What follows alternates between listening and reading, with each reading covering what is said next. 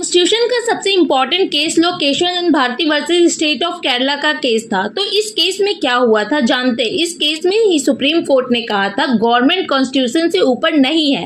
इस केस में केशवानंद भारती जो थे वो हिंदू मठ की चीफ थी और केशवानंद भारती के पास संप्रदाय के कुछ जमीन के टुकड़े थे जो कि उन्हीं के नाम पर थे। केरला राज्य सरकार ने 1969 में एक लैंड रिफॉर्म एक्ट पास किया जिसके अकॉर्डिंग सरकार को एडनीर मठ के स्वामित्व वाली कुछ जमीन जो थी वो एक्वायर करने का अधिकार दे दिया गया था, जिसके नेता कौन थे? केशवानंद भारती। इस लॉ के अगेंस्ट केशवानंद भारती ने केस फाइल किया। अभी केस चल ही रहा था तो इंदिरा गांधी की सरकार ने सारे लैंड रिफॉर्म एक्ट को 9th शेड्यूल के अंदर डाल दिया। इसका क्या मतलब था?